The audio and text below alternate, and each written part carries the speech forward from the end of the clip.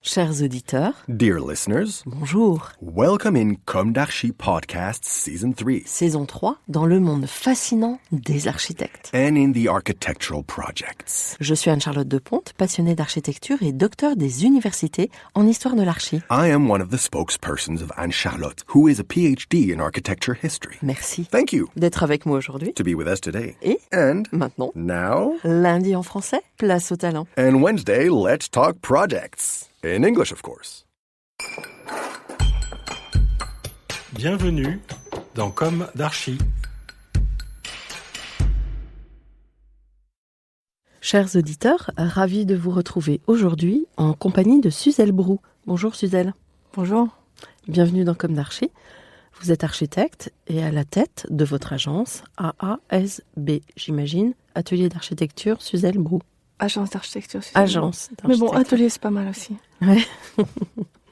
J'ai lu de vous sur une fiche du pavillon de l'Arsenal Mecque des architectes, je cite, « Dès 1988, en binôme avec Laura Carducci, puis à partir de 1995 en solitaire, mais entourée de son équipe, Suzelle Brou a su construire un propos bâti et s'adapter aux multiples évolutions de métier. Sa passion pour la technique et le détail lui a permis de réaliser les transitions pratiques que portent ses réalisations et ainsi de peaufiner son écriture.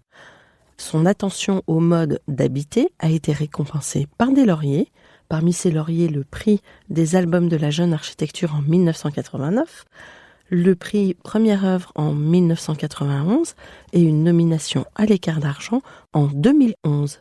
Vous êtes membre de l'Académie d'architecture. Finalement, votre parcours est celui d'une architecte qui défend ardemment l'art de maîtriser l'œuvre. On va commencer par le début, si vous êtes d'accord. Quel est votre parcours ? Quelle a été votre jeunesse ? Où s'est ancrée votre envie d'architecture et quelles ont été vos études ? Alors, c'est le début.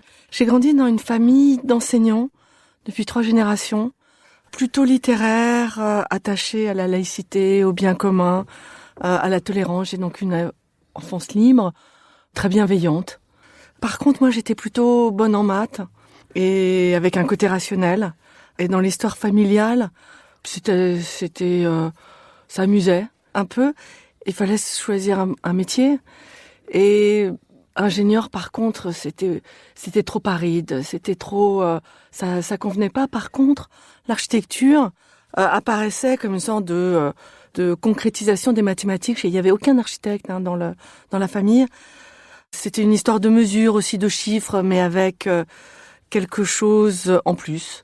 La référence, c'était la star de l'époque, c'était Fernand Pouillon, un personnage magnifique, et en plus, il avait écrit des livres. Et donc, voilà, c'était un métier qui pouvait me convenir. Et donc, j'habitais à la banlieue ouest, Saint-Germain, et je suis entrée à l'école d'architecture la plus proche, à Nanterre. Et ça n'a pas tout de suite été, mais pas du tout une révélation. Je comprenais absolument pas ce qu'on me demandait.